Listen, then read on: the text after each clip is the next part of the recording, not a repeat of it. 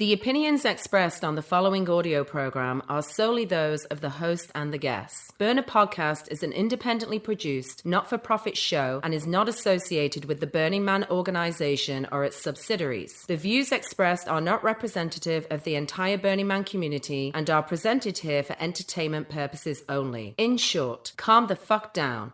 It's just a podcast.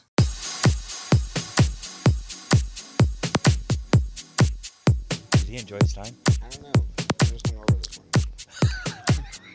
All right. Larry's his little brother. My youngest brother. Microphone check for me again. Mike check. 1, 2, 3, 4, 5, 6, 7, 8, 9, 10. Okay. 10, 9, 8, 7. I Yeah, can't good. count backwards. Yeah. 6, 5, 4, 3, 2, 1. Good. Good. Let's start. Who's hungover? No. Shut up. Is that what it is? Par for the No. course. All right. Hey, it's episode number 123, and it is 8 days till the man burns as of this recording. Whoa, another episode is up. I know, wild. We went from nothing for 2 months to 2 new episodes suddenly. And because I know we are all so very nostalgic for home right now, I am working round the clock with our crack team of international producers to get 3 or 4 more episodes up in the next week or so. So a whole lot is coming up. Today, I had the pleasure of catching up with a listener of the show, Mark Fromson, who happened to be visiting my hometown from Canada. And a funny story, Mark discovered this show a while back, and he found himself continuing to wonder why we are all so overly animated and talk so fast on this show. And then at some point, while binging through previous episodes, Mark realized that his podcast player was on double speed playback. He's Canadian, that will explain it.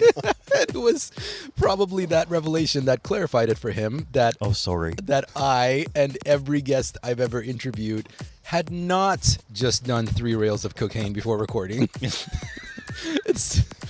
like, it's so funny to hear how slow you talk. He said to me today. So, thank you for visiting, Mark. You should check out his amazing photography of Burning Man on Instagram. That's at Autobiographica. It's spelled AUTOBIOGRAPHICA. We'll link to it in the notes. Right now, I'm sitting across from me today are Lee Hemingway and Dan Reeves. You don't have to go back to episode 59 of this show, but if you did, today's episode might be a little more interesting. On episode 59, we met Dan and Lee for the first time, and we got to hear the history of their friendship, and we were introduced to The Journey, which made its appearance on Playa Burning Man 2017 in the Shadow of the Temple. That's the right year, right? Yes, 2017. Dan was the lead artist for the project, Lee the project manager and whipcracker, and after that episode recording, I actually joined their team as the sound lead. And when we recorded that episode, The Journey was still in build mode, and I think we were on our way to Swarman in Arizona. I don't think we've been yet. Anyway, we'll get into all that. Today, you'll get to hear the whole story of The Journey at Burning Man and all that's happened since, with the full project as well as sections of it making appearances at various events around the country. And after the conversation, you'll be treated to one of my favorite DJ sets ever, actually. Umi D played this gorgeous set at Swarman 2017. We had such an amazing time hanging out with the Arizona burner community at that event, and hearing this amazing set by Umi really made me a super fan of hers. It's spiritual, it's political, there's so much story involved in how Umi creates her musical spaces, which as a listener I find myself fully engulfed in. That's coming up after the chat. So let's go ahead and get into it. I'm talking like this a lot because we were just eating pizza. And I just said, fuck it, I'm recording. Today's episode is entitled, What a Journey. I go by Mr. Arash, even though nobody calls me Mr. Welcome to Burner Podcast.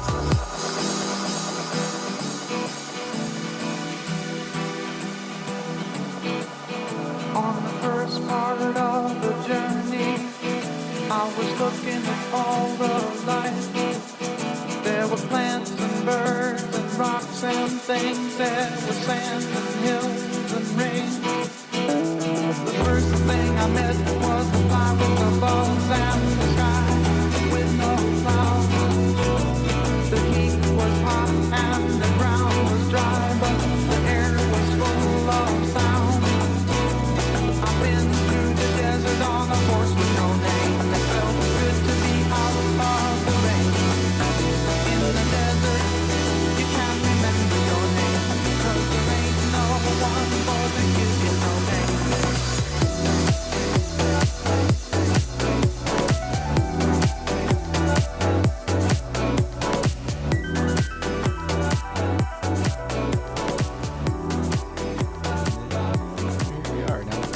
Okay. Yeah. Hi. Hi. Back. That pizza was amazing. Pineapple works. I'm telling you, it's like I've been going through some pretty powerful transformations this past couple of months. That we were talking about some of these things before we started recording, but it's got to be up there. The desire to put pineapple on pizza now, I didn't think was possible. But you've won me over, and I think maybe because the idea is like it wasn't like mixed with a bunch of different stuff. It was just pepperoni, cheese, and pineapple. Keep it simple. Yeah. But put on the pineapple. Yeah, Yeah. that was fantastic. Well, and they put a lot of cheese on that pizza, so you can't go A wrong. lot. Right. I will have to try it again with less cheese to see if it is as satisfying for me. Might not be. No It might not pineapple be. guarantees. This was from Felipe's here in Santee. No, it's Mission actually Gorge. Mission Gorge. Oh, okay. Oh, well, it's really good that you had to pick it up on the way here. What'd you just pick out of your teeth? A piece of pineapple. Yeah, piece of pineapple. We were sitting in this beautiful hippie den that Lee has constructed in his backyard. With the help of Dan Oh, lovely. and a few other people. This is nice. He was lead on the project. Oh, yeah. And I just managed. You guys trade? He was the whip cracker. You guys traded? Yeah, that's amazing.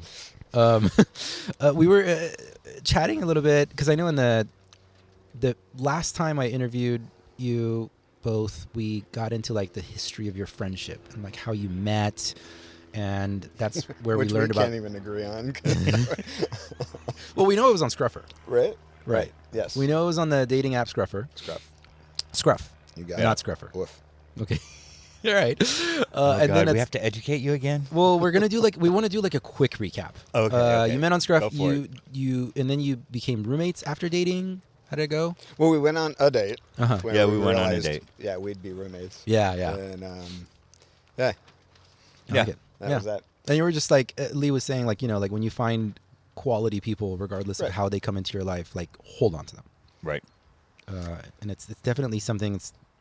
It's very true. I mean, like I experienced that with you, Lee. Aw, like thanks. Same back at you. Yeah. I mean, So like if anyone ever asks me to do anything, these two men that I'm sitting with, Arash and Dan, I always have to say yes to both of them. Aw, this is good. This is great. Yeah. This is exactly the reason I needed to do some more podcasts right now.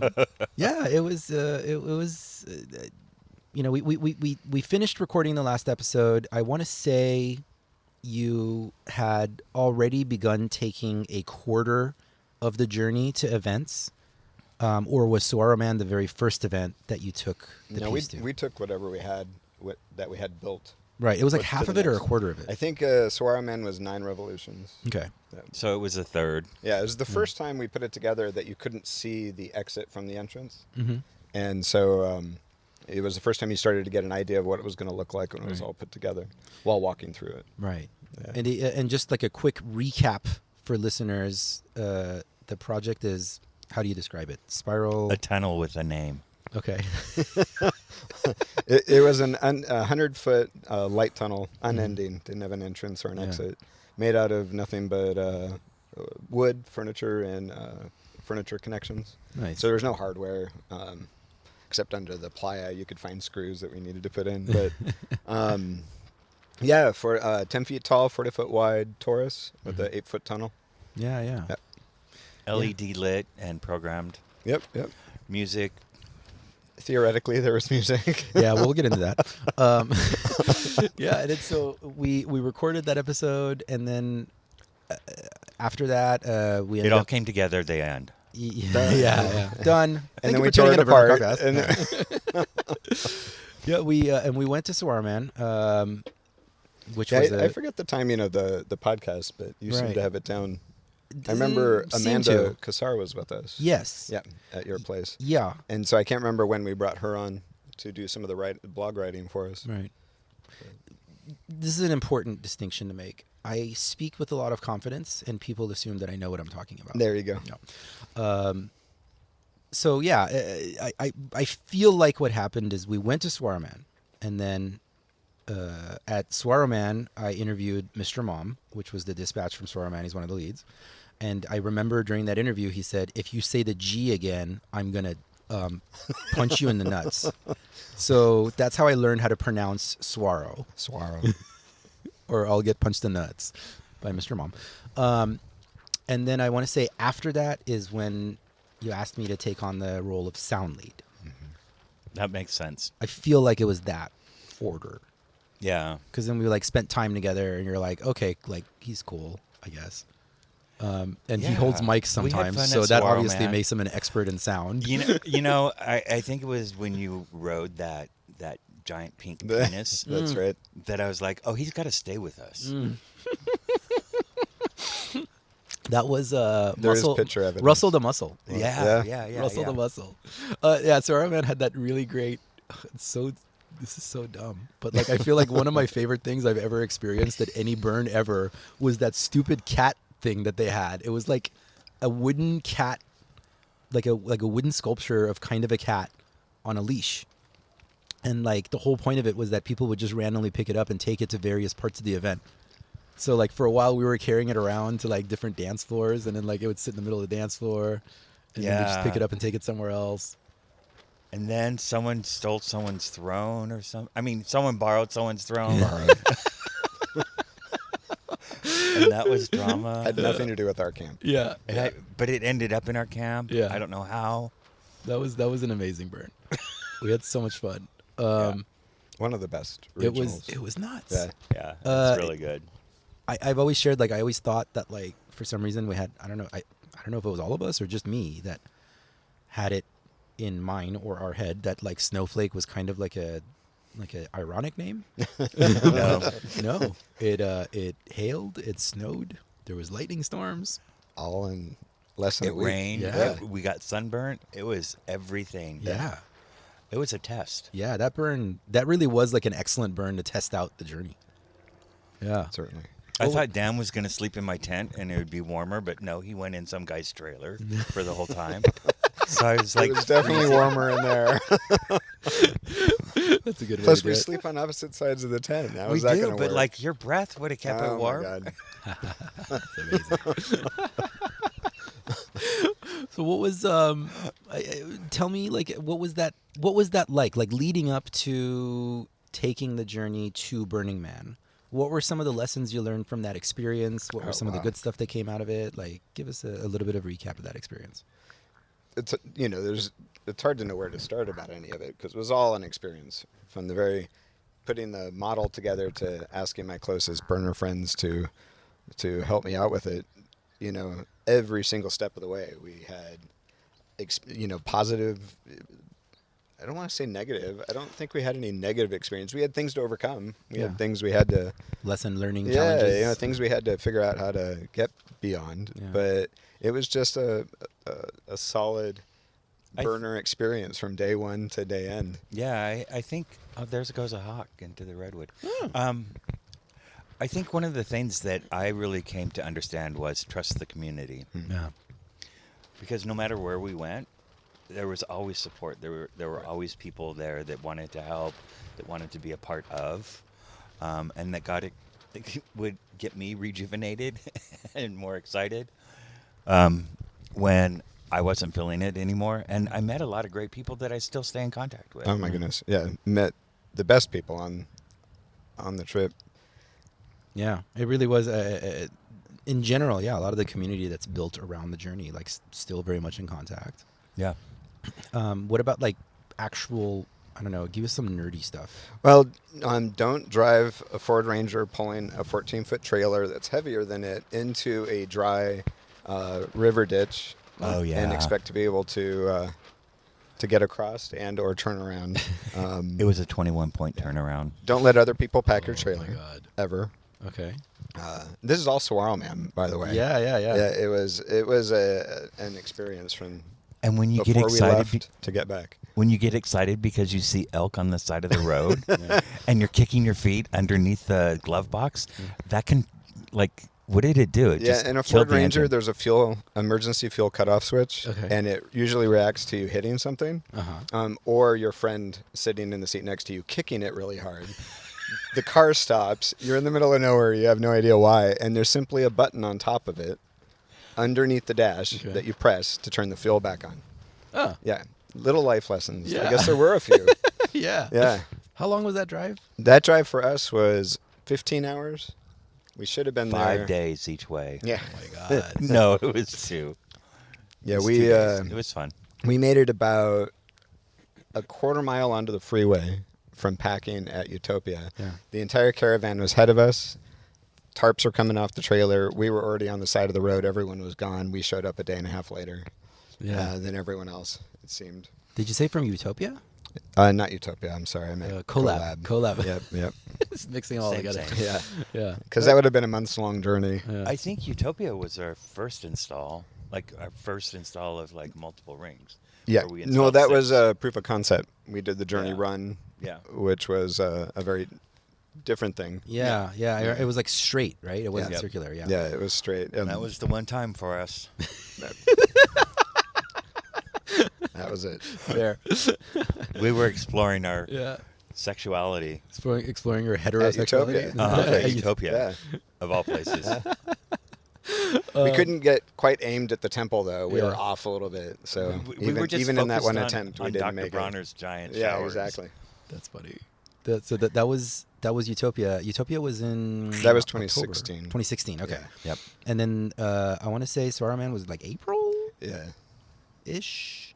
Not much later, but Yeah. Because we started over. So the journey run I had produced separately, and we hadn't started construction at Collab yet, Right. fabrication. So we had enough time from whenever that was to whenever we went to Saruman to do 9 revolutions, and that's quite a bit of wood. 'Cause Yeah. that's a quarter of the whole structure.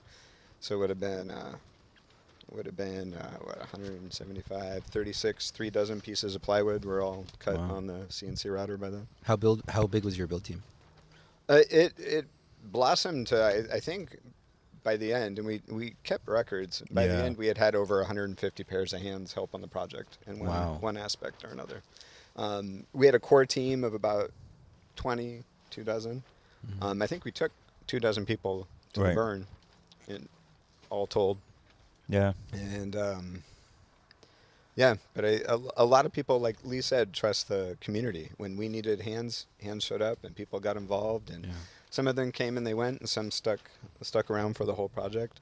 But there were always people to do the things that needed to be done. And I think that was good that we weren't hard set on, oh, we have to have the same people every time. And we're like, oh, we'll take who we can, when we can, as we can. Yeah. Lots of community build days at Collab, and we get to meet new people and see what was going on. And then the scope of the project, even though we were trying to keep it contained, Yeah. would creep in one direction or the other, and different people would come on, and we would try doing different things. But Yeah. Yep. A little bit closer. Yeah. So share like one big like nerdy technical lesson from having the piece up at Burning Man. Those top Go for it. the top pieces didn't fit. They were Oh, that was engineering. That was my No, fault. yeah. But I fixed it on Playa, so Yeah. it wasn't but I a mean, total it loss. was a technical Yeah. Yeah. engineering thing. Yeah. Be wary of electronics on Playa. Yeah. It just doesn't. Yeah. I had a team, and the week prior to the burn, they worked. Some of them were working around the clock, and we still couldn't get aspects of the electronics that worked well in San Diego to work on Playa. Wild. Just once the Playa dust gets in there, changes everything.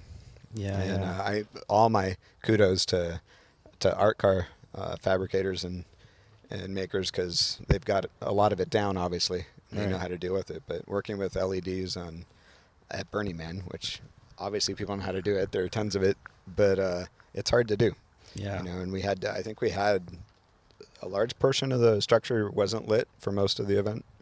So we leaped ahead a little bit to August. Yeah. I want to kind of know what happened between April and August. Wow. It like I was saying, it's a blur. I mean, A lot of wood was it was a cut, lot. a lot Yeah. of meetings.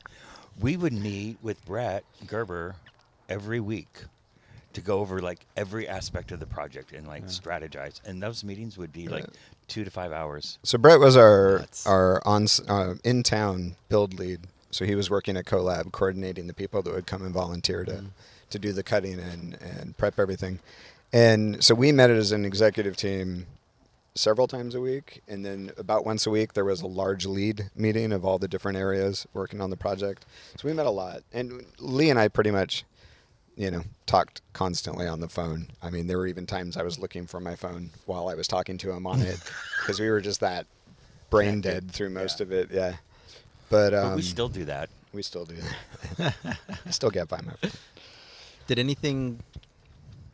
Was there like maybe any major changes that you can remember after Saguaro Man, or was it just very much still on track to the same thing that you had envisioned? It was interesting. The structure never changed. When I was, by the time we got to July and our installation at Pride, which was several months later, obviously, and about twice the structure, we started to see that there were some engineering issues, and I had to go back and do some major changes. But the idea of the structure never changed from the very beginning. So it was just, I think we got to version 5 ultimately Probably. of all the different pieces that went into making it.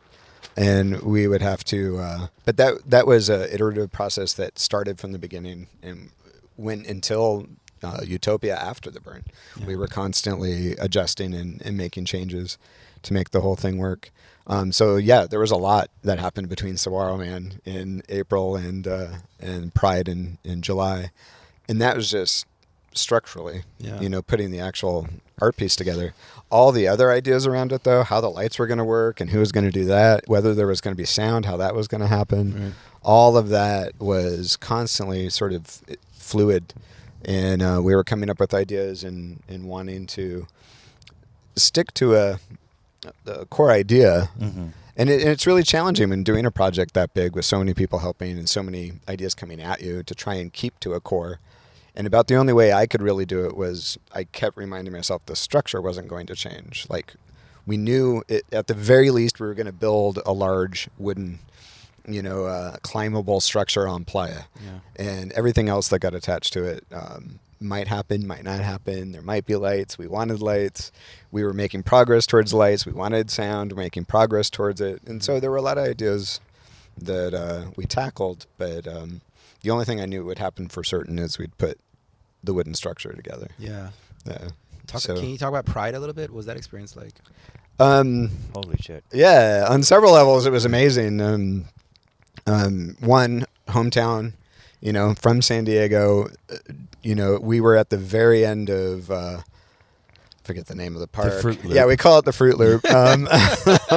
There's a lot of history behind that, but we were far enough towards the end of the park that when you drove on the S-curve on the 5, you could actually see the structure from the freeway. That's And right. that was a moment for me to like, oh, wow. Very, very early on, we got an invitation to do a mini installation at the Old Globe, the plaza in front of the Old Globe. And I'm like, it's the Old Globe, San Diego, and Yeah. here we are setting this up. So there's a lot of that community, in the community kind of, and I don't even mean burner community, just in my hometown. Yeah, San Diego. Yeah, and feeling it. And then Pride, tens of thousands of people go to the festival. So we were estimating several thousand people walk through half the journey while we were there. That's amazing. And it all worked, and the sound, the music we had playing and the lights all worked, and it was just fun to see people enjoying it and playing with it. And it took a lot to get there. At that point, we knew that our Brett wasn't going to be able to go with us to the burn that year, so we had brought on a team that was going to build for us, Kurt Benedetto and Stephanie Curillo.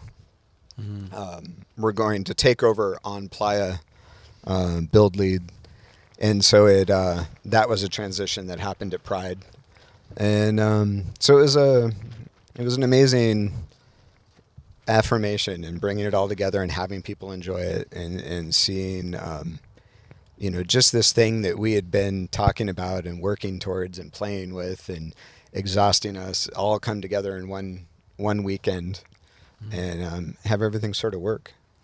Yeah, I mean, I think the reason that everything sort of worked is because we did like 20 installs of the damn thing. Right.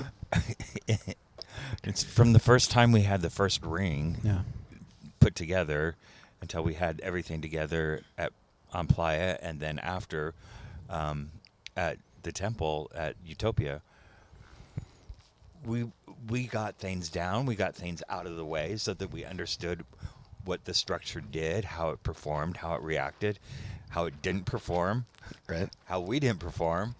And I think that, I see things on Playa and it just doesn't happen. Yeah. And I think the only reason that we didn't just not happen is because we put in the extra effort and did that. It's got to be, like, I feel like, I mean, it's got to be out of anybody I've interviewed, at least, like, the most assembled, reassembled, deassembled, reassembled art piece that we know of. And how many pieces were there? There are over 5,400 pieces that had to be put together. Some of them are 4 feet wide, and some of them are only 6 inches wide, but it took 5,400 pieces to put the whole thing together. Yeah. And- how do you even organize all that for transportation is like a whole... Wood weighs a lot, by the way. Animal. Anyone doing plywood projects, it weighs a lot. I mean, Not as much as water, but it's pretty heavy. Exactly. We were originally we figured we could fit everything in a 22 foot truck. We had to get a 26 foot truck just for the weight. Wow. Because the smaller trucks couldn't handle the amount of wood plus other stuff we were putting in. And so that was surprising. But Lee and I are, organization nerds. So we use, tons of spreadsheets. We discovered right after the burn a program called Airtable, which I now use in my my personal business. But if we had Airtable, Oh my gosh, we're the biggest geeks. Yeah. when it comes to that kind of stuff, We're not like most artists. We geek out on like getting the details down. Yeah. admin and logistics, and Yeah. I mean that for me is almost as exciting as like what the final art piece looks like, because if you get that stuff right, then the art piece is so much easier. Right. Absolutely. And ultimately, it was a very basic idea. I mean, I came up with this, the basic construction behind the wooden part of the journey. We went through iterations in getting the way it connected and the way it put together down. But the basic structure was decided before we even started. Yeah. And so really, it was all about how do we make this happen, 30 times bigger in a place that's 1,500 miles from here. Yeah. Is it that far? It's about. Yeah. I have no sense of measurement. Yeah. Up there across other side of California. Reno. Yeah, on the other side of Reno. Somewhere in Nevada. That thing. But yeah, getting from point A to point B, took a lot of organization and a lot of, just tenacity, really. Or stupidity. Maybe it was stupidity. That's another good word for it. Tenacity and stupidity. That should have Yeah. been the name of the episode.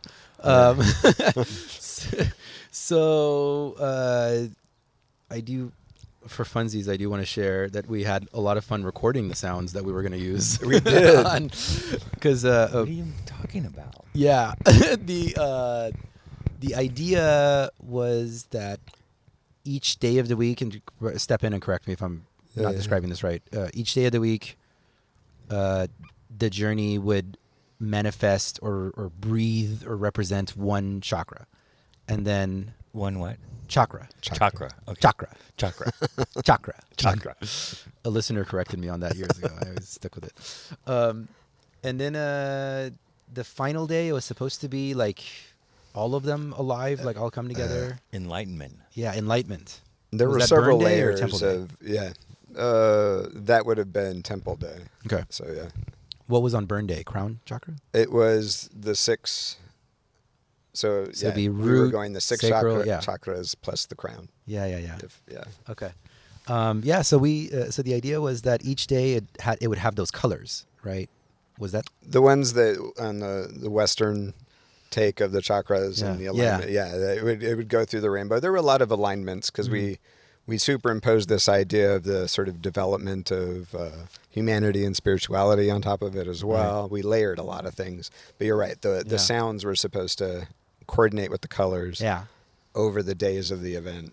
right? It was way too much. way too much. Well, we came up. We had like studio sessions. Right. I worked with like various producers to like create original sounds, like all this stuff. And they were awesome. Yeah, they were so awesome. good. They were awesome. 'Cause, I mean, we had the sounds of the body. Yeah. So we were making. yeah, fart we went into the noises and- studio yeah, and it recorded was- that. Yeah, that was great. And yeah, there were sounds of nature, sounds of industry, sounds Yeah. of spirituality. Yeah, and we did all that, So- and then when we get to Playa, it turned out that it was placed like right next to the temple, which is amazing, but it also means like no sound. A much lower volume. The sound was there, but it was turned so far down you couldn't hear Yeah. it. Yeah, it was a disappointment. it was funny. So I kept telling Great like, placement. yeah. Lots of people went by. No, I They entirely missed. really appreciated the experience of Yeah. being able to tell people for a while that I was a lead on this project, and then like Burning Man happened. They're like, so which part of it did you do? I'm like, the sound. You can't sound. hear it. It's next to dude. Don't worry about it. It's amazing. Go climb it or something. Go climb it. So what was build like on Playa? It was. Do we have to talk about that? Yeah. being on Playa before the event is surreal and amazing. It by the time we showed up, 2 weeks, a week and a half before the event. We were there before any other artists were being let in. Just the temple, Yeah. Right. the man, and the tree. We were right at the beginning of the soonest they would let us in. Is it And- because it just required so much build time? Yep. We were just worried. We knew, having put it together so many times. And Katie Hazard is amazing. Yeah. Yeah. Yeah. Dig it. And when you show up in Playa at that point, it's nothing but containers, Mm. and it's this sea of sparsely placed containers, but it's all you can really see on Playa. And then of course the two major builds, the temple and the man, and it was really jarring for me to show None up of- that early. None of the streets are. Yeah, there's laid no out, there's no nothing. street yet. Wow. They can. I mean, there are flags on the ground, but Yeah, it's yeah. very. So You were don't there, know like, what to look for. before like DPW had even like started building some of that stuff. Yeah, well, I'm sure they were in the process. Sure, but yeah. it felt like a completely There blank were- slate, like Playa, like it naturally is, Wild. except for all these random containers. Yeah. And There was no one camping near us when we first got there. There were portos kind of close by, and that was about it. yeah, so pretty surreal landscape. Yeah. If you're used to showing up for the event. Sure. It looked like a car commercial more than the burn. With really dusty cars that no one would buy. Yeah. They do shoot a lot of car commercials out there. But then, I think the other major camp that showed up right after we did was Pink Heart, Yeah. because didn't they invite us to dinner pretty early? Yeah. So there was immediate the hospitality we're all used to, Yeah, and, right. and the sort of burner energy was there the whole time. Yeah. No, the build week, there's definitely a lot of.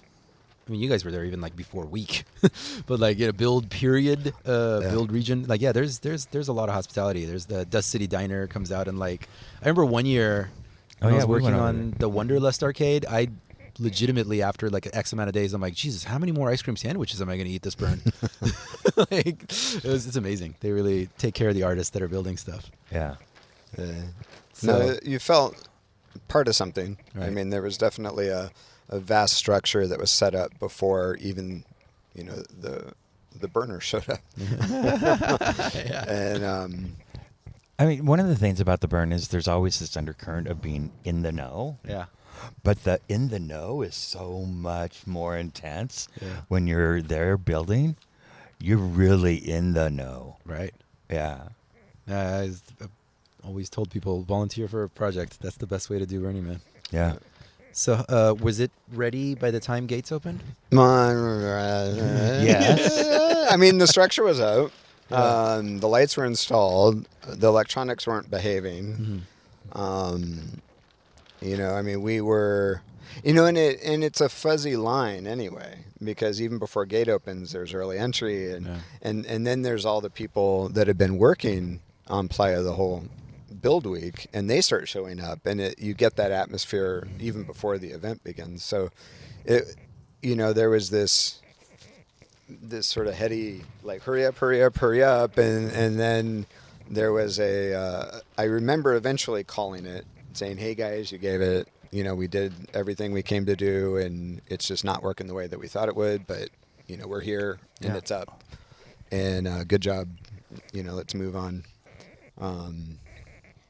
Yeah, I remember right before we headed out, there was some complications with the electronics, and there was like a bit of a vote of like, do we try to fix this and go later, or I think I was suggested, like, I bet you if we just go and set up on Playa, we'll run into somebody who And we knows how to did. fix it.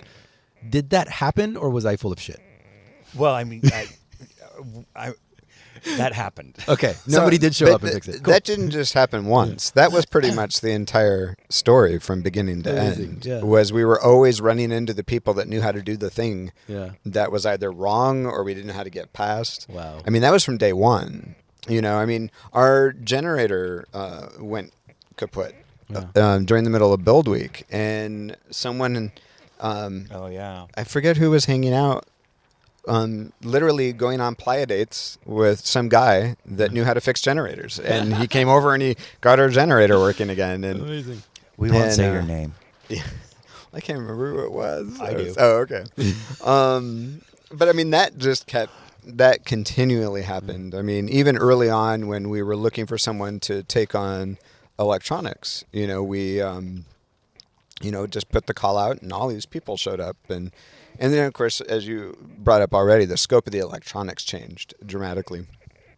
But that's because I don't, I have a very not crafty, but novice approach to some But of we the had things some that we were really- doing. We had some really good people. We had with some us. amazing people step up.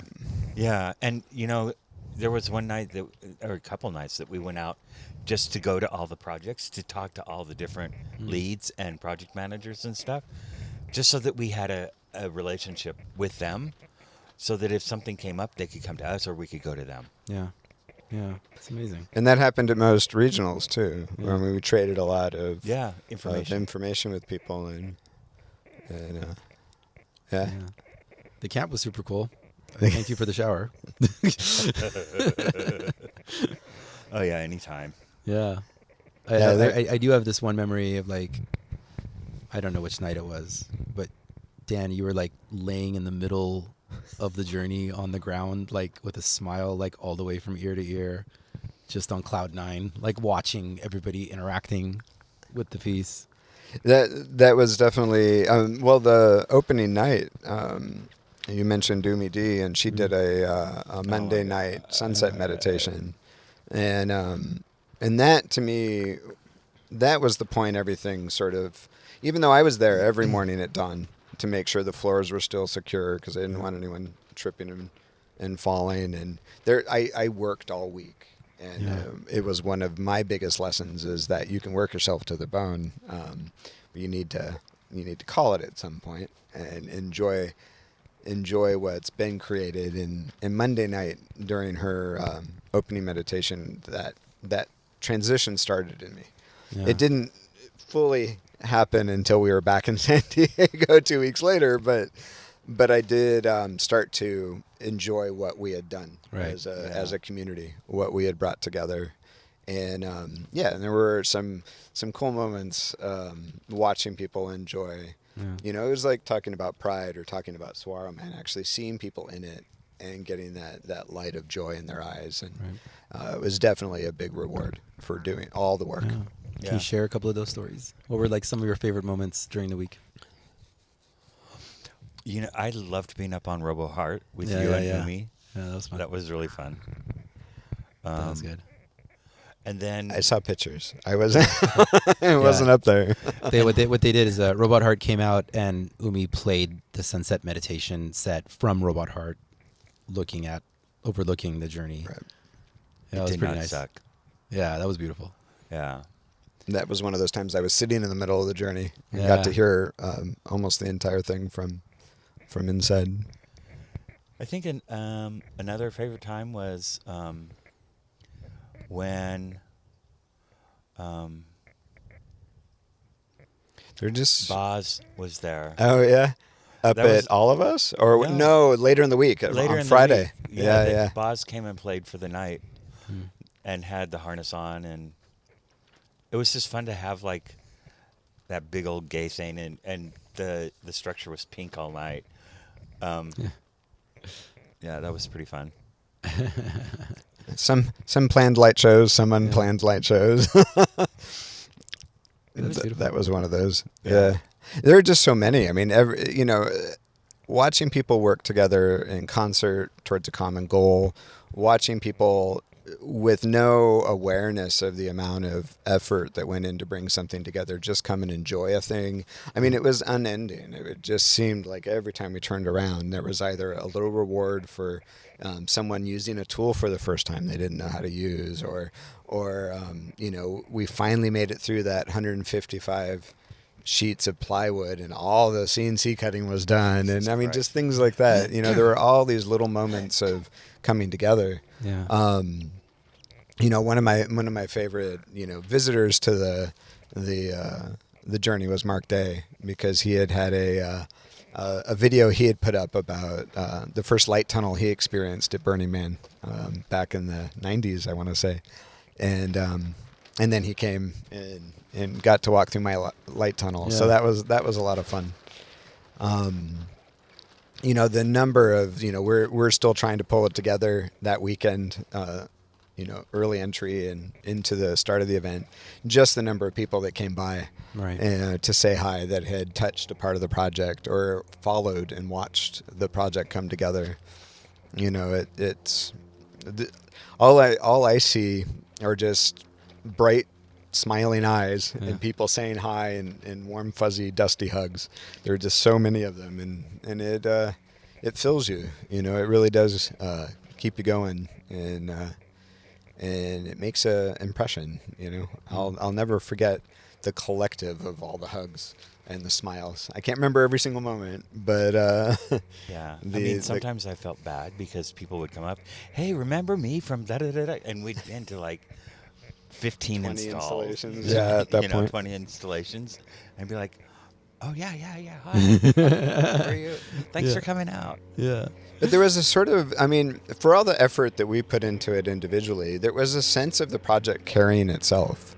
And so I try to look back and see, like, well, when did I make this decision, or when did that happen, or when did I meet, this person or that? And it all just seems like a constant flow of experience. Yeah. It's really hard to pinpoint some of it. Because we had some, even well before Playa, we had a fun party, one of our first fundraisers in Mission Hills. Oh my God, that party was so fun. And you weren't there. I wasn't there. Uh-oh, you missed that I one. It just was knew birthday weekend, wasn't it? it was something. I think it was my It birthday. was your birthday weekend. 'Cause I it was just know right that the after your house was birthday. so big that it was in 2 zip codes. I remember that was what everybody was telling me. It's It 2 was- different zip codes. That's how big the house is. It was pretty amazing. Yeah. And then we had Noche de Fuego, which we did months later. And that was at That was so much fun. The What is fire- Noche de Fuego?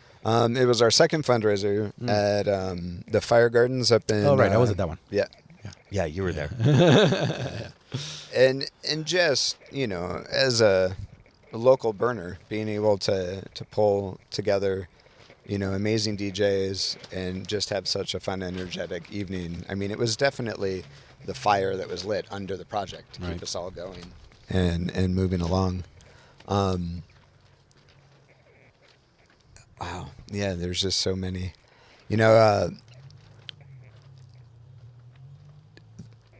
I know that for a lot of the local people working on the project, that the 21st installation, the temple at Utopia, was incredibly cathartic. One other thing I don't think we could have prepared any better for, but now at least have an idea of what it's like, was physically going out and working on Playa and being out there for 3.5 weeks, and the toll it takes on you physically, spiritually, emotionally, how it strains relationships.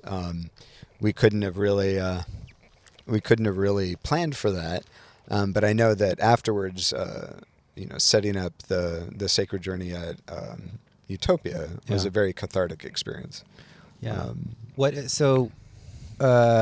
you start breaking down after Temple Day? So like on Monday? We set up watch. We were told that Playa can be unpredictable when it comes to wooden structures after both the man and temple have burned. Interesting. My original intention, I think shared by the group, was that this wasn't a burn project. We made it out of a particular kind of plywood that could be immediately mulched and returned to gardens in San Diego.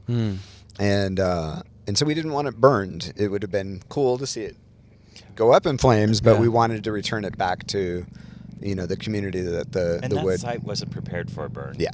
yeah. It would have been Okay. yeah. So you started to hint at like strain on relationships. Like, tell me how did the week end? I can tell you from my perspective. Dan and I were in the same tent and not talking to each other. Oh. And we still had the drive home together. Yeah. Yeah. There was a moment of agreement about 30 minutes from home, driving the truck, that it would be just as easy to drive the truck across the Mexico border Yeah. and never come back with it, or maybe even come back ourselves. Yeah. That was a serious consideration Yeah. for a few minutes. Yeah. But yeah, it Because was we did really well in Mexico together. when we traveled down there. Yeah. And I guess starting in a 26-foot truck with It would've more been home bags on of wheels. trash than, oh my goodness. We took all the trash home, obviously, from our camp. None of our campmates took home their trash. Oh gosh. It was part of the Learning experience. learning experience, larger agreement, Oh, I guess either it was. unfulfilled or Yeah. It was what it was. Yeah. Lots of trash. Yeah. So, Okay. Well, you don't have to get into the details of why you weren't talking to each other, but lesson learned from that for next time is. it's hard when you're when you have so many people looking at you and logistics to handle. And, if you're the kind of person that takes responsibility, then, if some things don't go as easily as they could have, or if they weren't, the Playa just had different ideas about what should happen. It strains expectations. Yeah. It strains, it's hard to be tender at that point and gracious. You have no fucks left to give. Exactly. Yeah, And so, we were both exhausted by that time. Yeah. I got there and I wasn't taking my psych meds for depression, and I was just burnt out. I was isolated back at camp while they were building. There's some sort of And- shaking happening. Yeah, just kind of pull the cord a little bit. Yeah, that's all. I'm sorry. Continue. Okay, No. and it was just hard. It just became hard, and Dan is a person in my life who I love very much, and who else am I going to take it out on than him? He's the closest. He's right on the other side of the tent. or on a long car ride home. Yeah. Or there even. Yeah. It started on the ride there. That was fun. Thank you, Carolyn, for saving the day. Oh my goodness. But I mean, we got there. We got to the restaurant. We had the shittiest bed I've ever slept in, and I am a princess, but like this was bad. Oh no, you mean on the way there? Yeah, Yeah. where we spent the night. That was a little creepy. But right in the middle of everything else going on. I mean, I broke cardinal rule of going to Burning Man. I left my ticket at home. Oh my gosh. Yeah. Are you So serious? we're on our way to a major art install. I did that too. Yeah. And I left my ticket sitting on my dresser at home. Thankfully, local burners, Carolyn, Kraus. KK Kraus, Bad Rainbow. She saved the day. Drove all the way up there, met us at the gate. Oh my God, and are you we serious? got her. Overnight, yeah, she drove Overnight. overnight. Wow. Yeah, saved the day. That's MVP. It was. Yeah. It was That's definitely. amazing. Were you hanging out in D-Lot? We were. I know she actually showed up during breakfast. Yeah. Yeah, Wow. we got up. We stayed at. Oh, at the hotel. Yeah, Yeah. yeah. And went next door and had breakfast, and she comes rolling That's up. So amazing. It was pretty. It was amazing. Wow. Good, yeah. So you talk about depression a little bit. Yeah. It's something you've been struggling with lifelong. Is it Lifelong. Okay.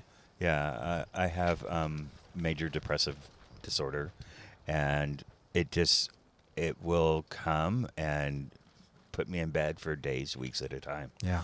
I won't socialize with anyone. And as a matter of fact, during COVID, it got so bad that I've now started the application process for disability. I've been on disability for depression in the past and went back to work. But I'm old now, and I'm just I'm thinking this will probably be the last go. Yeah. But yeah, so I think, what happened at Playa, we'd been running nonstop for a year, getting things ready. And I was exhausted. Everyone around us was exhausted. And everyone looked to Dan and myself to make sure that everything was okay. Yeah. Even though we weren't the build leads. And if it wasn't okay, we got the blame. And I'm the bitchy one. He's the nice one. So, I felt like I got more blame. And I don't care. At this point, I don't care. But, yeah. I came back and I was depressed. Like, I didn't leave the house until, like, after Utopia. Did you said you'd stop taking your medication on Playa just because too much madness? So I just forgot, and like by the second day of forgetting, I just continued to forget, and like after 4 or 5 days, I'm like, oh shit, like I even mentioned to Dan early on, like I don't feel like I don't remember what I said, but I don't feel like I'm myself. I feel like I'm losing me or something like that. So yeah. So you crashed afterwards. Yeah, and I didn't hear from you for quite some time. Yeah. I was just here at home, like on the couch, like not talking. Like the phone rings and it scares me. I don't respond to text messages. I don't look at email. I don't do social media. And, over the past year, I've kind of decided, well, I mean, those things kind of stress me out. And I don't really need social media. So I'm not on social media anymore. And it feels great. Yeah. And I'm looking around and I'm thinking, what are the things that are priorities to me? And I'm really looking at those priorities and saying, okay, my relationships are important. And it's the people around me that are important and making sure that I'm there for the people that I most value. And so that's what I've focused on. And that and lithium, I mean, I'm feeling, I'm feeling lots better, and I'm not working, and I'm, Dan and I and my niece built this deck, and, it's kind of nice to just focus on me and not be worried about how is everyone else. Right. It may seem a little bit selfish, but I don't have thoughts of, well, it might be better if I wasn't here. Right. When I'm thinking like this, when I'm peeling all the layers away that aren't really necessary. Yeah. Yeah, I had a major depressive episode very recently where, I at some point I looked back and realized, like, it's been 14 days and you've been thinking about killing yourself every day. Yeah. Like, and not like, you don't plan it out and stuff necessarily, but you're just thinking like, why am I here? Why am I dealing with this? And then I just realized after 14 days, like I should probably do something. It's no fun. Yeah. I went for an entire month without having a shower. Wow. I was just like, it doesn't matter. Yeah. How do you keep going after a month? Because I feel like I go to the why am I even here anymore question fairly quickly. Yeah, that question comes up pretty quick. Yeah. And I sit with that for a while, and then it starts fading away, and I don't even have my thoughts. I'm so depressed that I don't even have that thought. Yeah. Yeah. That's like too much. Yeah.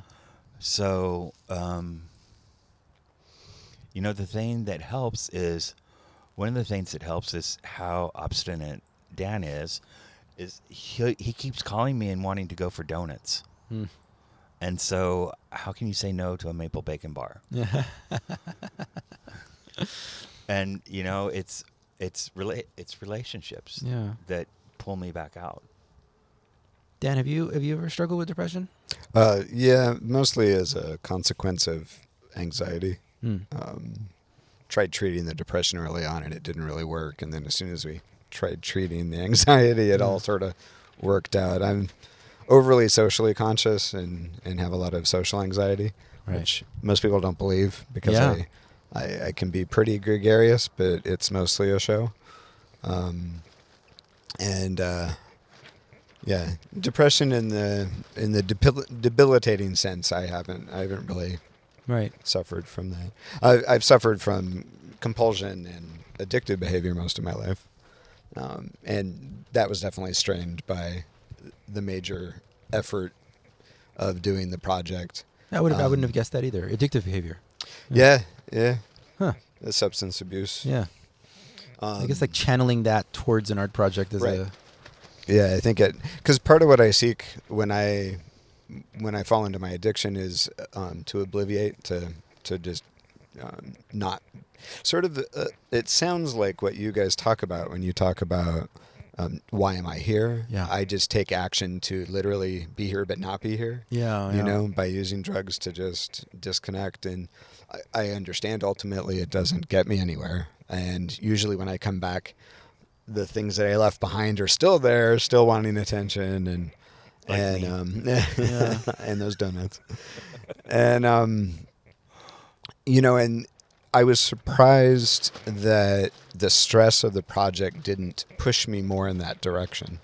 I was very grateful for that. The emptiness after all that activity and all that attention and all that, you know, creativity and that expression, that was a dangerous time for me, was the time afterward. You had nothing to fill it with. Right. Interesting. Yeah. So the next year was easy because we focused on doing a sort of continuation of the project, maybe in a desperate attempt to stave off the emptiness. Yeah. But after that, you know, it's hit pretty hard in the last couple of years for me. Yeah. Yeah, you know, still struggling with it. But the pandemic helped and didn't help in the same sense, you know, in the same vein of, you know, I feel like I've been shown a lot in the last year and a half of what I'm made of and what I need and what I'm here to do or who I am right now. And that has come with both ends of that stick. You know, it's been enlightening and hope-filling, but it's also been dark and heavy. You know, there have been a couple of times where I'm like, I don't think I can bear any of this any longer, which, you know, I guess I'm grateful for a lack of major depression because that sounds like a path towards, you know, suicidal ideation, but I've never had ideation. So, it manifests differently for me. I just tamp down and sort of destroy the underpinning to what I got going now. Yeah. Instead of thinking of ending it all. I guess I'm stubborn in that way too. Well, and you know, I've had problems with addiction too, and Dan and I talk about this, but I think I've used my problems with addiction to mask my depression and mask the things that I'm looking for in life that I'm not getting, and to try to replace those things. Usually around types of intimacy, and if I would let myself be intimate with people, then in different ways, I'm not just talking about sexual intimacy, then if I would allow that more freely, then I think that would help with my depression. But it's really hard to do. In what ways do you think, and how do you feel like you're holding yourself back? Or do you feel like you're holding yourself back? You know, I was the redhead kid. I was the Mormon. I got it all. I couldn't play any sports. It was obvious that I was gay. You know, it was never an easy road. So, you know, it's really hard for me to, like, I might be outgoing initially and say, yeah, okay, let's go do this. And, you know, yeah, I'll hang out, let's party, let's whatever. You know, let's do bumps of K. Oh, it's so fun. Yeah. But that doesn't really get me what I'm looking for. What I'm looking for is the ability to have this type of conversation, the type of relationship that Dan and I share, the type Yeah. of relationship that you and I share. That if I know that you're reaching out to me, I'm going to want to do it. Mm. And I know if I reach out to you, I can count on you. Yeah. And you know, it seems like those types of relationships should be common and easy in life, but they're not. Yeah. You are They're speaking not. to my soul right now. It's work. Yeah. Why is it? It's hard to trust people, I find. Yeah. And because there aren't many people out there that are willing to be that same person back. Yeah. I find a lot of people are willing to have you be that person for them, Right. but they're not willing to be that person back. Right. Wow. Yeah. That is pretty fucking accurate. That's because I'm 60, so Yeah. you know. God, yeah. Yes.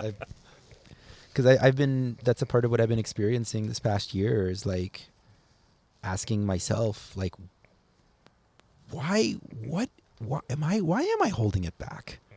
And I look at my dad and I'm like, God, I just don't want to end up like that guy, like all alone, negative. But, as you were describing Dan coming to get you donuts, to get you out and stuff.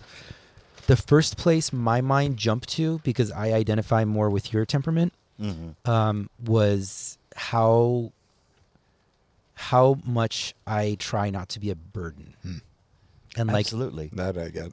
Yeah. and I have that thought. I'm like, and I even caught myself in like a split second moment of judgment, and I couldn't figure out like how to articulate this, but I wanted to ask, like, how do you take care of somebody who's super depressed and like go out of your way to like, to be there for them? Because I think about that and like, I feel like, it's this like feedback loop. It is. Well, Dan will come over and we'll just watch TV. Yeah. That's enough Yeah. when I'm depressed. And he gets donuts out of it, and he gets TV because I have cable. Yeah. I get more than that. I know. But I mean, the hardest part is to not take it personally. Yeah. Because, it could probably pull me down if I weren't.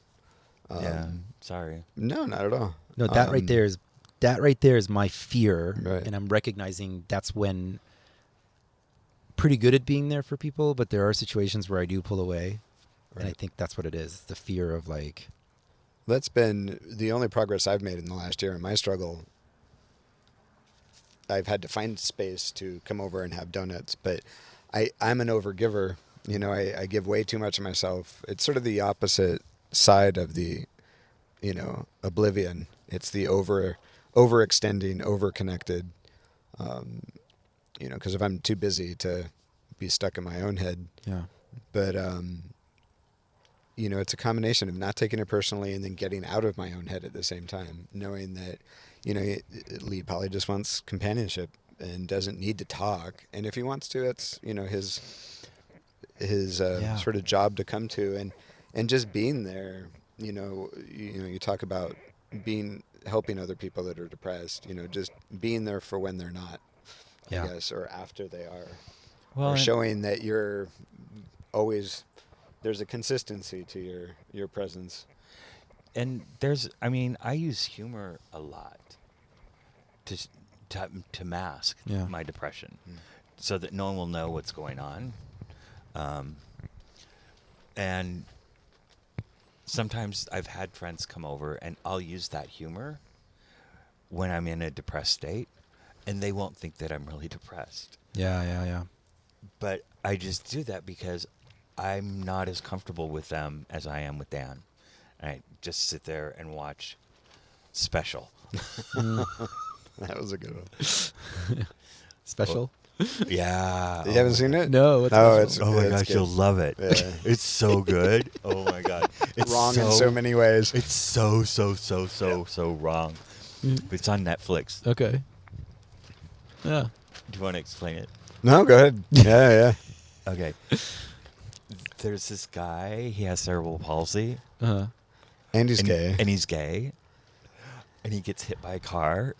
And he starts working at this online publisher blog. And his life is just a mess. It's messy and tragic. And his best friend at work is this woman with really big breasts. And she's really wrong. It's fascinating hearing him describe the same show we watched together because I'm like, did I watch the show with him? His mother is completely neurotic, and she has an affair with the neighbor and breaks up with the neighbor who's really hot because he's not accepting of her son. Lee describes things in vignettes. It's been my experience. And it's all woven together with good writing and a lot of humor. Yeah, and the first season, all the episodes are in 15 minutes. Oh, wow. So it's super easy to get into. Yeah. And by the second season, they're half-hour episodes. Yeah. And by the finale, you find out so much about people that you never even knew about in the cast. And you're just like, oh, my God, she's like that? Yeah, that's amazing. Yeah, it's really fun. It's You worthwhile. can watch that together and and shut down a little bit and simply be in each other's presence. Yeah. And I think the real key is Mary's Donuts in Santee. Right. I can recommend all day long. Yeah. Oh man, that's amazing.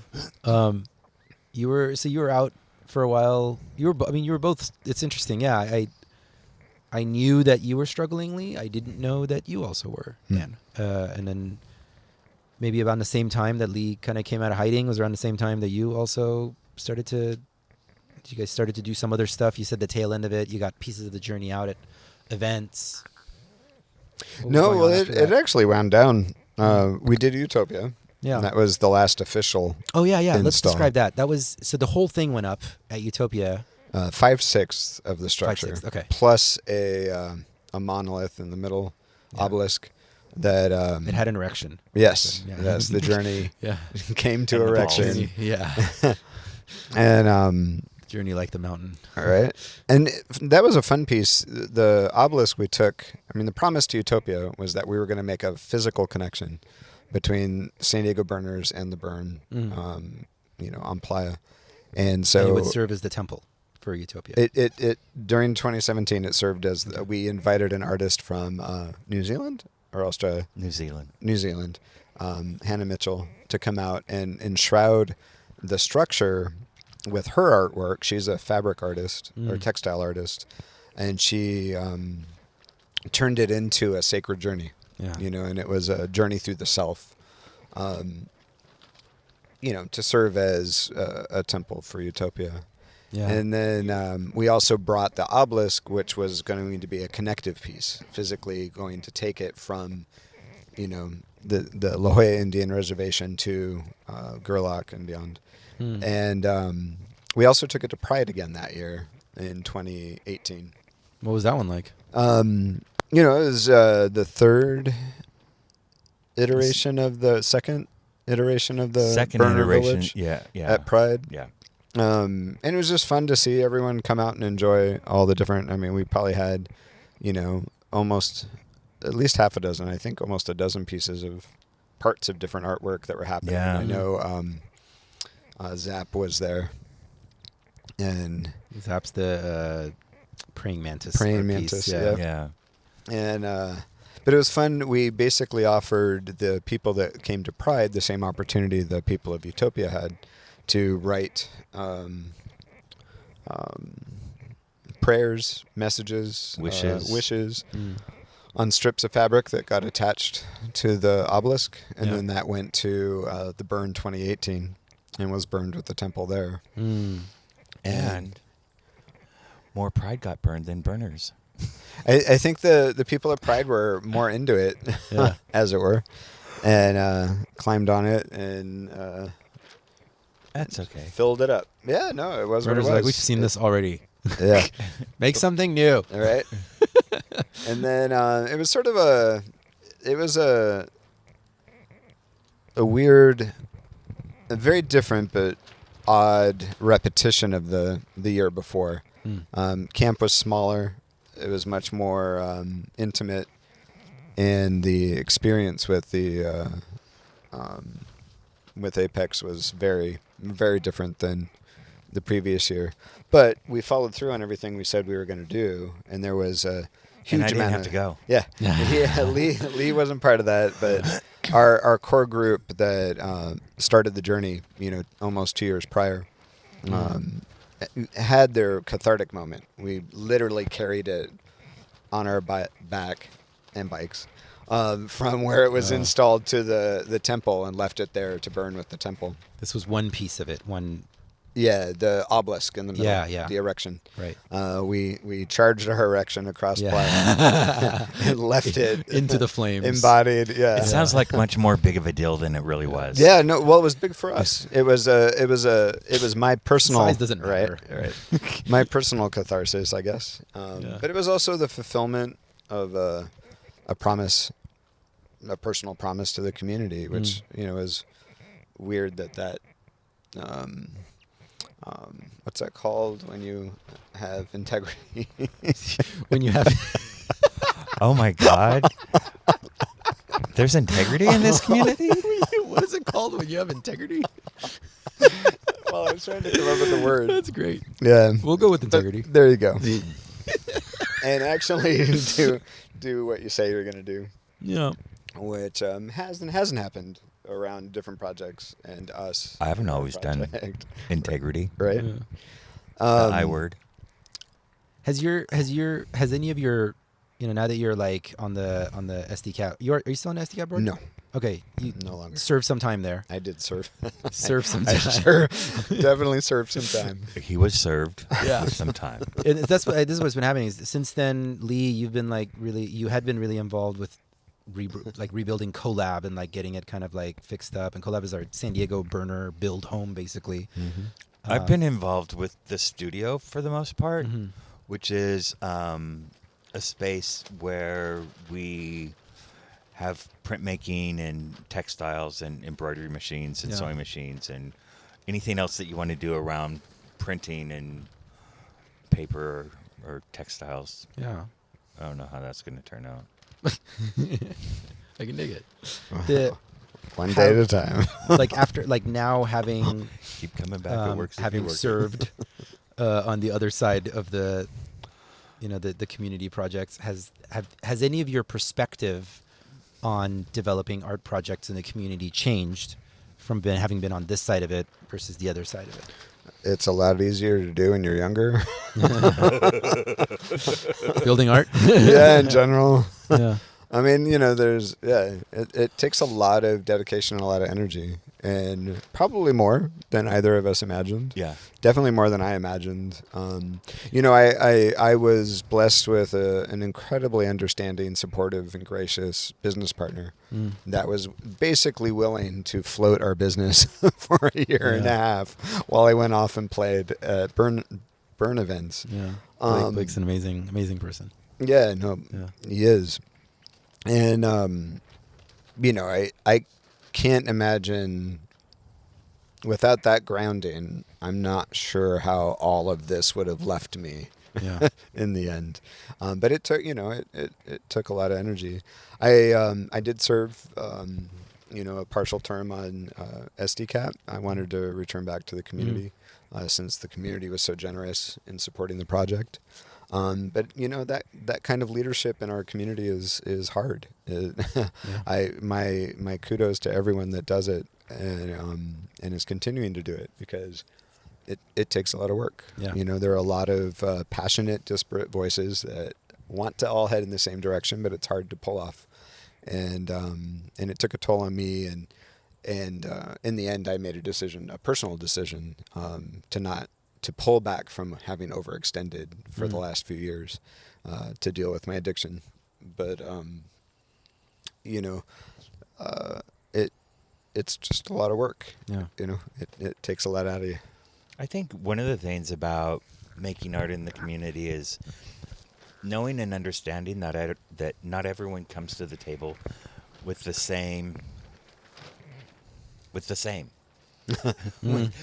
amount of time, with the same skills, with the same understanding, with the same, just on down the line, Yeah, you know? And it's really important for ourselves, or for myself, to say, this is what I have, this is what I can give, and this is how I can do it. Right. And to keep myself in check around those parameters and not overextend myself. One of the things that, like, throughout this past year and a half that I've really started enjoying doing is I'm gunkle to a couple of people who are doing different types of art projects. So, you know, I just tell them, hey, just reach out to me when you want to learn how to use this software application, or you have a question about how to resolve this sort of design challenge. And I actually find that really, really, really rewarding, kind of being like I'm older, so I get to be a mentor. Yeah, you yeah, know? yeah. And it's kind of fun to watch people grow. That's beautiful. Yeah. What's next for the two of you? What's happening? Any plans? Mary's. Right. Mary's next. Yeah. Mary's Donuts. Yeah. Yeah, well, I mentioned all the hard work, and first of all, I wouldn't change a minute of it. Yeah. I mean, it's definitely one of the most fulfilling experiences I've had in my life. That being said, am I ready to jump into it again? No. Am I clamoring to do another project? You know, I have a one this couple.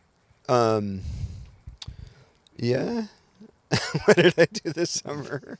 Oh yeah, no, I the helped stick. you out here. Yeah, Yeah, no, we no. did a stick this always, summer right now. always building, always making, always moving forward. Yeah. I just meant as far as spinning up a community again to come together under a common vision.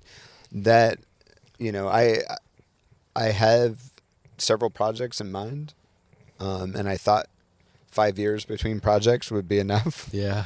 I'm not so certain anymore. Yeah. And frankly, the last year and a half have changed my perspective quite a bit on what Lee was talking about. What am I bringing to the table right now? Right. What do I have to offer in a healthy perspective? Because I can go to the end of the earth and exhaust myself, and but a lot has changed in my my thinking about. Well, damn near all of it, I guess. Why are we here? What are we doing? What's is simply the pursuit of art. Reason in itself. Yeah. Or are there more important things to look at in our community? And what is our community?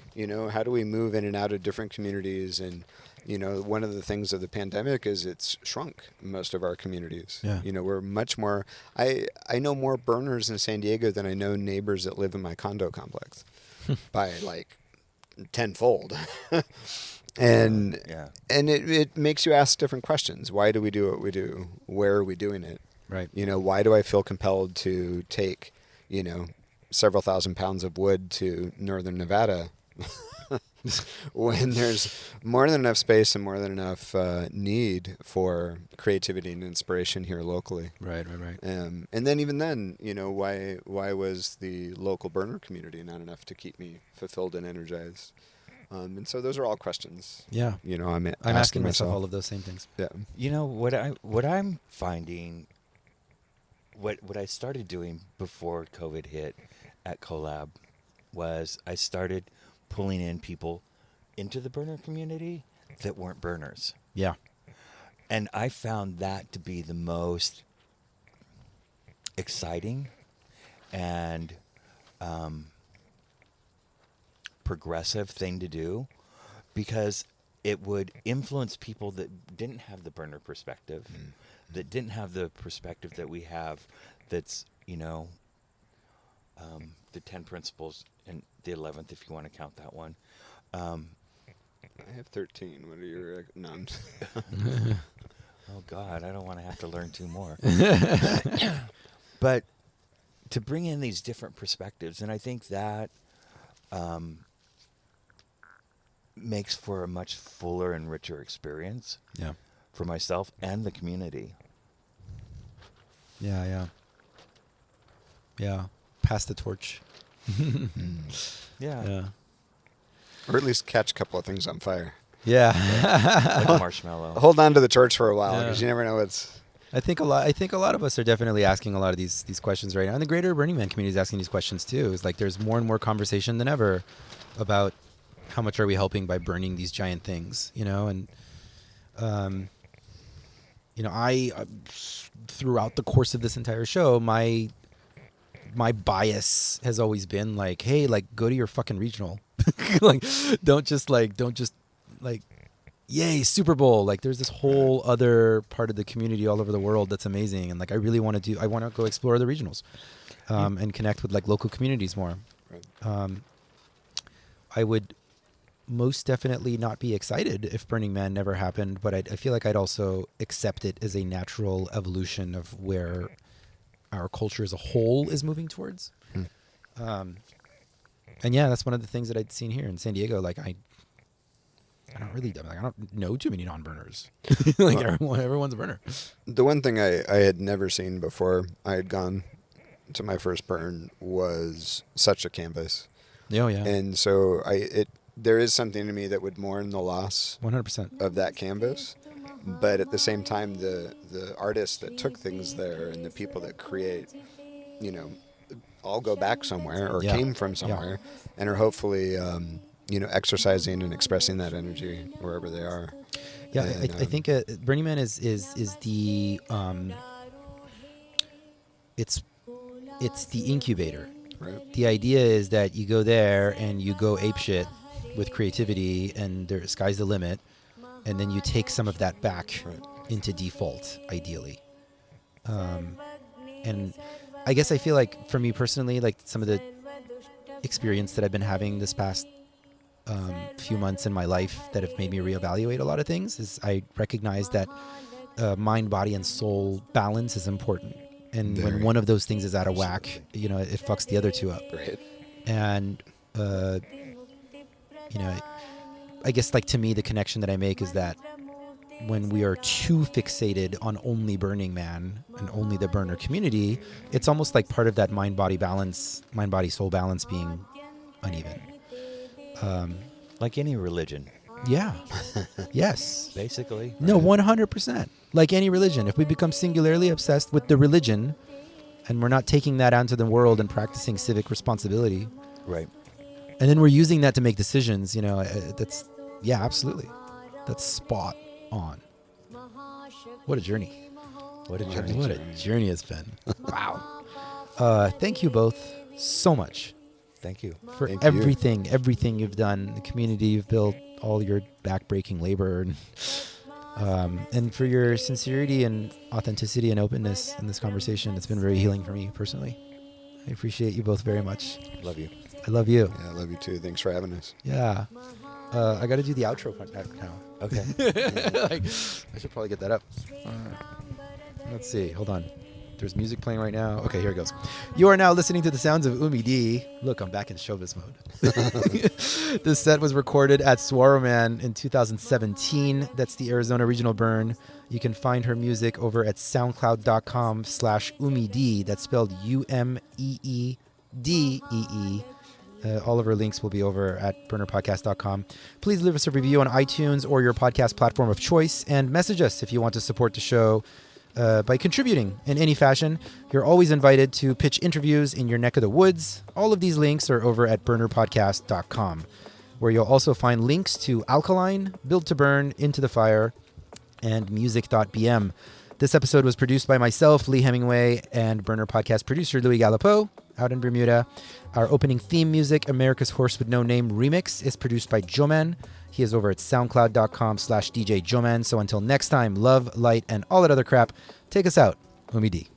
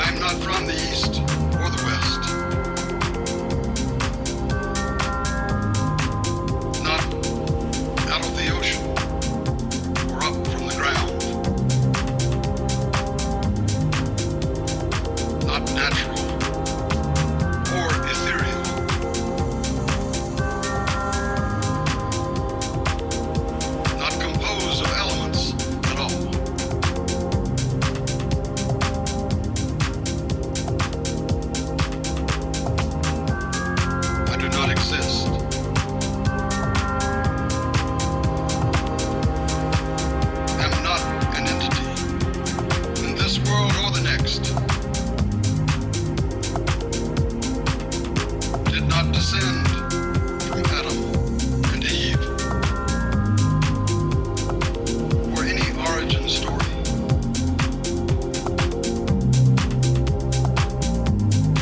My place is the placeless, a trace of the traceless, neither body or soul.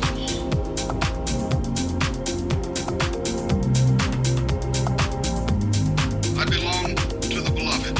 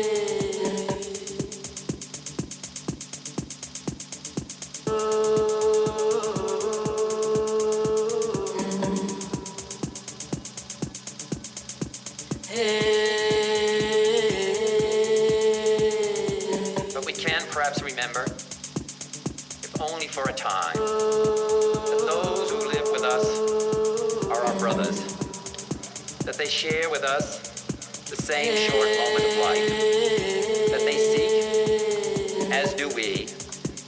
nothing but the chance to live out their lives in purpose and in happiness, winning what satisfaction and fulfillment that they can. Surely this bond of common fate, surely this bond of common goals can begin to teach us something.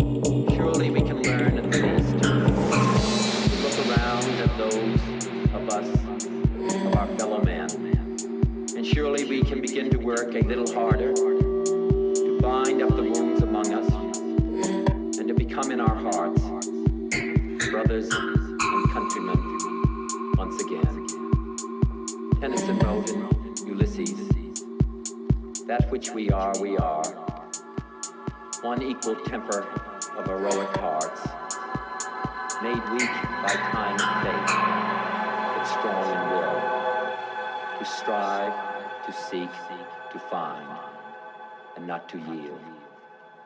Thank you very much.